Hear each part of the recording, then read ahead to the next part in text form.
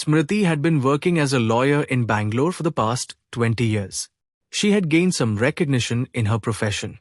For the last 10 years, Smriti had been living alone. She had a daughter named Ranjani. Smriti had been blessed with everything by God: wealth, status, and a good name in society.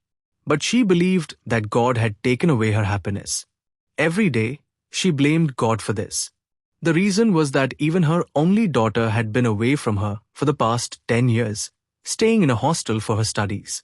The reason behind Ranjani's decision was the separation of Smriti and her husband, Tanuj.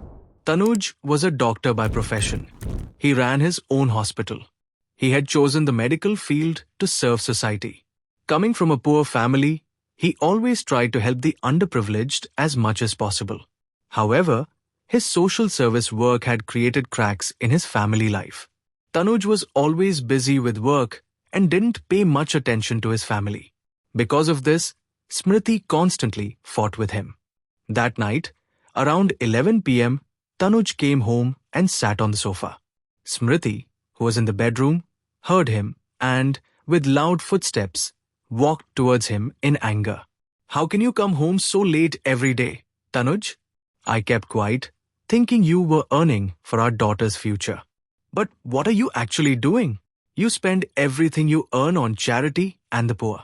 If you're going to waste money like this, then what's the point of earning? Why do you even need a wife and a daughter?" she argued. Tanuj was exhausted. Hearing her words, he became furious. He stood up and started arguing back. "You have become arrogant because of money. That's why you're talking like this," Tanuj said angrily. "Don't just say whatever comes to your mind, Tanuj. Are you saying I'm arrogant about money? Is it wrong for me to think about my daughter's future? Is it wrong to say that what you're doing is not right? Do you even know how these charities use the money? Everyone is running a business. Even those charity people. Every day, I see so many cases in court, people laundering money under the name of charity and ending up in jail. Wake up, Tanuj. If you're too good, society will swallow you whole," she said. "Every day, you argue for criminals in court, and now you talk like them. I still have a doubt about you. Are you corrupt like them? Government servants take bribes secretly, but you lawyers openly loot people in the name of fees. There's no difference between you and those corrupt officials," Tanuj said. Hearing this, Smriti's anger shot up. Her eyes turned red, the veins in her neck bulged, and she clenched her fists. She glared at him and said, "Then why are you still living with this corrupt lawyer? Just give me a divorce. That would be better than fighting with you every day. Do that and earn some good karma," Tanuj said, folding his hands in front of her. "Wow, Tanuj. You were just waiting to hear these words from my mouth, weren't you?" Smriti said with a sarcastic smile. "If you didn't want me, you should have asked for a divorce directly. Why beat around the bush and make me say it? It's better to be apart than to keep fighting like this every day," Tanuj said. "So, has your love for me died? Where's the love between us?" "It died long ago," Tanuj replied. "Don't say that, Tanuj. Don't talk like that," Smriti said in a calmer tone. "Look, Smriti, I can't take this anymore. How long are we going to keep fighting like this? I want a divorce," he said firmly. "So, my words mean nothing to you? What wrong have I said that made you take this decision? Smriti, our bond has been broken for years now. Divorce doesn't surprise me. If not today, this was bound to happen sooner or later. I have made up my mind to dedicate my life to society. That is what makes me happy. If you're okay with that, you can stay with me. If not, let's separate," he said. "So, society is more important? More important than me? More important than your daughter?" "Yes," Tanuj said. Smriti took a deep breath and said, "Fine. I'll send you the notice tomorrow. Sign it and give it back to me. But remember one thing, I will never send my daughter to live with you, no matter what." "How can that happen? She's not just your daughter. She's my daughter too," Tanuj said. His face turned red with anger, and his eyes widened. "You're only a father by relation. You should have a role in her life. Ask yourself, how much time have you actually spent with her? If you truly love her, leave her with me.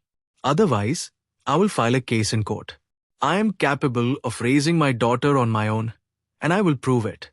The court will always rule that a child should stay with her mother, she said. Saying this, Smriti stormed off to her room and slammed the door shut. Tanuj didn't have the patience to argue any further. He sat down on the sofa, closed his eyes, stretched out his legs, placed his hands behind his head, and leaned back, exhausted. The next day, Smriti initiated the divorce process. The legal proceedings lasted for a year. Tanuj had filed a petition for custody of his daughter. But in the end, he realized that Ranjani was better off with her mother, so he withdrew his petition. The court granted them a divorce and ruled that Ranjani should stay with her mother. 10 years had passed since then. Today, Ranjani was coming home. She had completed her engineering degree. She had even gotten a job in her college interview, but the offer letter had yet to arrive. It had been a year since she had returned to her mother's home. Smriti had pleaded with her to come back. Smriti was lost in the happiness of having her daughter home. She had handed over all her work to her colleagues. She had decided to stay at home all day just to be with her daughter. Ranjani is now 23 years old. Over the past 10 years, she had rarely spoken to her mother. Their relationship had become extremely weak due to the anger she held against her mother.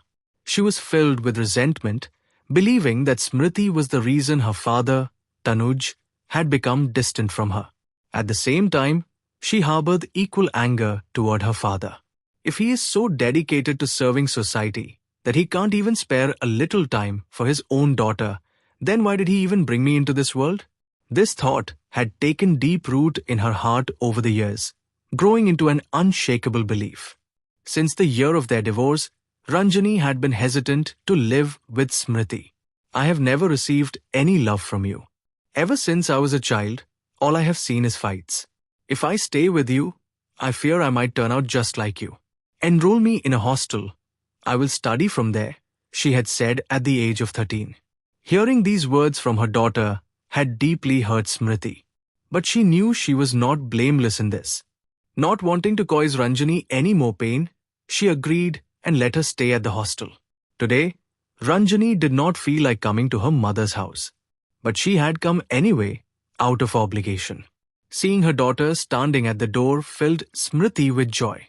She hugged Ranjani and led her inside. To everything her mother said, Ranjani responded in the same indifferent manner. Smriti seated her at the dining table and sat beside her. Ranju, let's go out for dinner tonight. I've reserved a table for us at a restaurant, Smriti said. Mom, I'm not coming.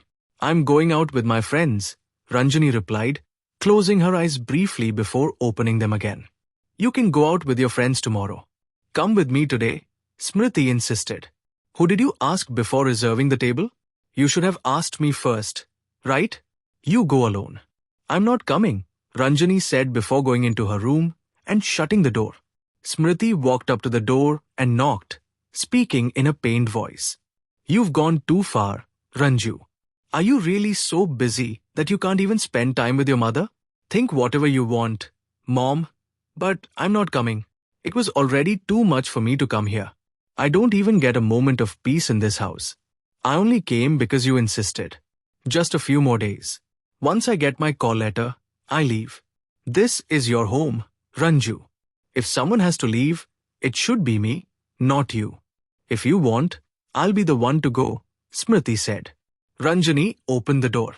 Say whatever you want, but don't try to fool me, Mom, she said, holding her phone in her hand as she walked out of the house.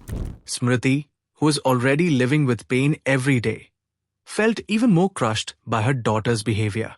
If my only daughter speaks to me this way, what is the point of even living?